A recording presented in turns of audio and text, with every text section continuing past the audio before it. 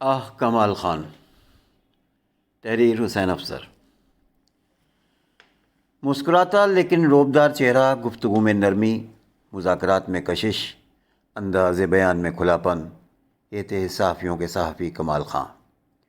اپنے کام میں ایماندار، اپنی فکر میں غیر جانبدار اور ان کے طور طریقوں میں اپنائیت تھی۔ ہم ان کو گزشتہ 20 برس سے زیادہ عرصے سے جانتے اور پہچانتے اور مانتے تھے۔ ان کے کام کرنے کے انداز میں ان کا ہوم ورک صاف جھلکتا تھا۔ کڑوی سے کڑوی بات کو انتہائی نرمی اور سلجھے ہوئے انداز سے پیش کرنے کا کمال ان کو خوب حاصل تھا۔ ملک اور ریاست کے دلخراش حالات میں بھی وہ دیگر صحافیوں کی طرح اپنا آپا نہیں کھوتے تھے۔ وہ خبروں کی تہہ اور اس کے پس منظر کو خوب ٹھوک بجا کر پیش کرتے تھے۔ حکومت وقت کی دھوس اور کسی بھی لالچ سے وہ کوسوں دور تھے۔ ایودھیا، متھرا اور کاشی جیسے موضوعات پر وہ بے باکی جرت کا مظاہرہ کرنے سے گریز نہیں کرتے تھے۔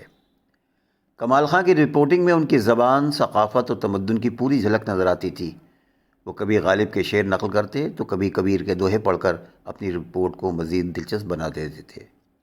ملک کا ماحول جس میں گودی میڈیا نے جنم لیا اور صحافیوں کی اکثریت نے جس جانبداری کا مظاہرہ کیا اور حکومت وقت کے مقرب خاص بنے رہے، کمال خان ان سب تعصبات اور فکری بے ایمانی سے مستثنیٰ و مبرہ تھے۔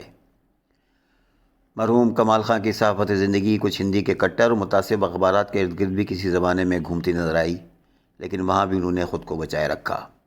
یہ این ڈی ٹی وی کے مالکان کا کمال تھا کہ انہوں نے اس زرخیز زمانے میں ایسے صحافیوں کو اپنی ٹیم میں رکھا جو نہ فروخت ہو سکتے تھے اور نہ ہی ڈر کر چاپلوسی کر سکتے۔ چینلوں کی اس جنگ میں جہاں صحافیوں کی ایک بڑی ٹکڑی مذہبی تعصبات سے لیس ہے، کمال نے کبھی اپنا دین، ایمان اور مذہب سے متعلق خبروں کو فوقیت نہیں دی۔ ان کا نقطۂ نظر واضح تھا۔ ان کا مرکز و محور ایماندارانہ، جرأتمندانہ اور غیر جانبدارانہ صحافت تھی۔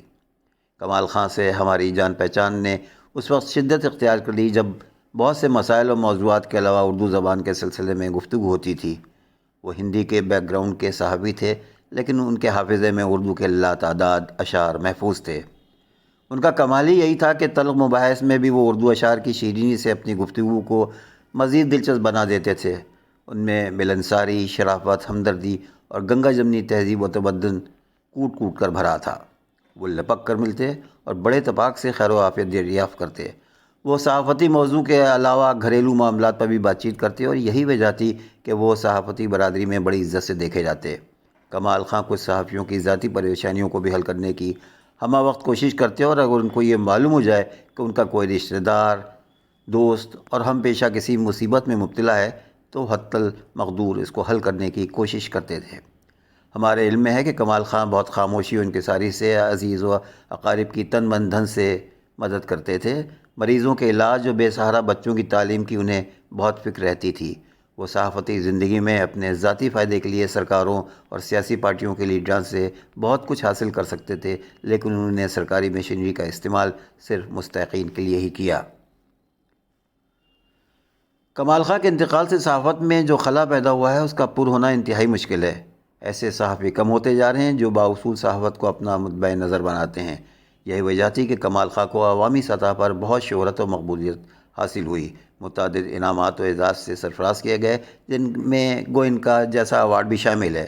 افسوس کہ کمال خان اس دنیا میں نہیں رہے، لیکن کوئی دوسرا کمال خان پیدا ہو جائے یہ امید کم ہے۔